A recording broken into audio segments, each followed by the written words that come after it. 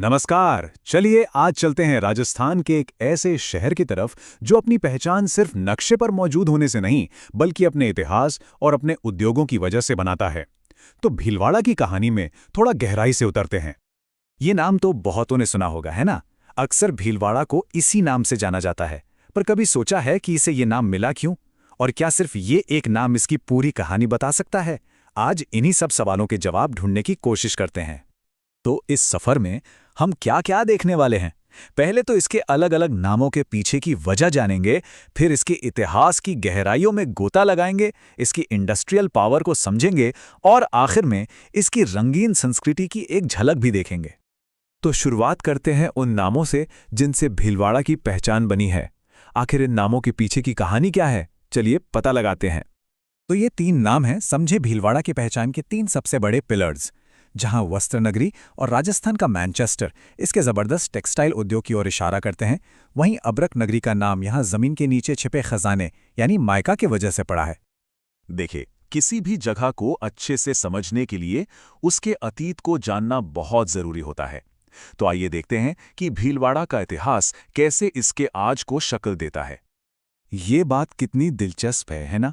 कि इस शहर का नाम इसके सबसे पहले शासकों यानी भील राजाओं के नाम पर है। ये नाम ही हमें सीधा 11वीं सदी के इतिहास में ले जाता है, जो इसकी जड़ों की कहानी कहता है। भीलवाड़ा का सफ़र सदियों लंबा है। ये कहानी 11वीं सदी के भील शासकों से शुरू होती है, फिर 1858 में आज़ादी की लड़ाई का एक अहम गवाह बनती है और आज़ादी के बाद 1949 में एक नए और आधुनिक ज़िले के तौर पर अपनी पहचान बनाती है। तो चलिए अब आते हैं उस बड़े सवाल पर जो हमने शुरू में उठाया था। आखिर भीलवाड़ा की इकोनॉमी में ऐसा क्या खास है जो इसकी तुलना सीधे इंग्लैंड के मैनचेस्टर से की जाती है?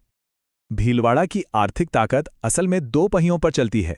एक है इसका कपड़ा उद्योग, जिसने इसे दुनिया भर में पहचान दिलाई है, और दूसरा है अभ्रक यानी माइका का खनन, जो इसकी जमीनी ताकत को दिखाता है। ये साल भीलवाड़ा के इतिहास में एक मील का पत्थर है। जरा सोचिए, 1961 में जब देश में इंडस्ट्री बस अपने पैर जमा ही रही थी, तब भारत की पहली सिंथेटिक धागा बनाने की फैक्ट्री यहीं लगी थी। इस एक कदम ने भीलवाड़ा की तकदीर बदल दी और इसे कपड़ा उद्योग का बेताज बादशाह बना दिया। लेकिन कहानी सिर्फ फैक्ट्रियों और खदानों पर खत्म नहीं होती।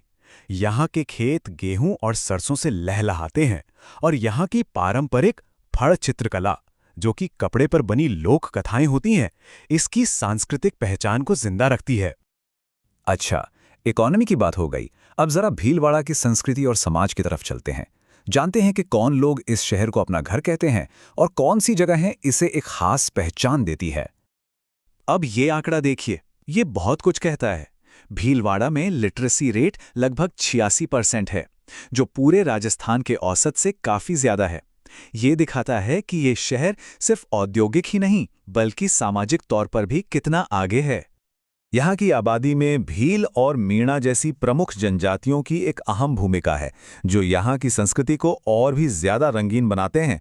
और अगर वहाँ की गलियों में घूमें तो हिंदी और मेवाड़ी के साथ साथ एक बहुत मीठी सी स्थानीय बोली खैराड़ी भी सुनने को मिल जाएगी। भीलवाड़ा का इतिहास सिर्फ किताबों में बंद नहीं है, वो तो यहाँ की इमारतों में, यहाँ की हवा में जिंदा है।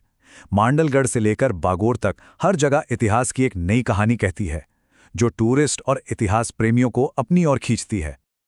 चलिए, अब तक हमने जो कुछ भी जाना उसे फटाफट एक नज़र में फिर से देख लेते हैं, ताकि भीलवाड़ा की पूरी तस्वीर एकदम साफ हो जाए। तो याद रखने वाली मुख्य बातें क्या हैं? 1949 में बना ये जिला कपड़ा और मायका इंडस्ट्री इसकी रीढ़ है। यहाँ का लिटरेसी रेट काफी ऊंचा है और इसका इतिहास तो शानदार है ही। यह है भीलवाड़ा की कहानी का सार। तो हमने देखा कि कैसे भीलवाड़ा अपने अतीत की मजबूत नींव पर उद्योग का एक सुनहरा भविष्य बना रहा है। लेकिन बड़ा सवाल यही है कि इतिहास और उद्योग का ये अनोखा संगम, ये कॉम्बिनेशन इस शहर को आने वाले कल में कहां लेकर जाएगा।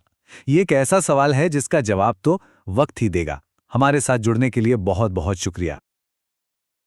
अगर आपको ये वीडियो पसंद आया हो तो कमेंट करके ज़रूर बताएं, और अगला टॉपिक क्या होना चाहिए वो भी हमें ज़रूर बताएं।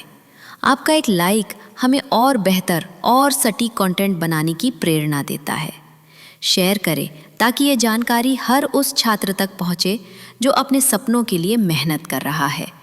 और सब्सक्राइब करें हमारे चैनल को, क्योंकि आपकी सफलता ही हमारा मिशन है।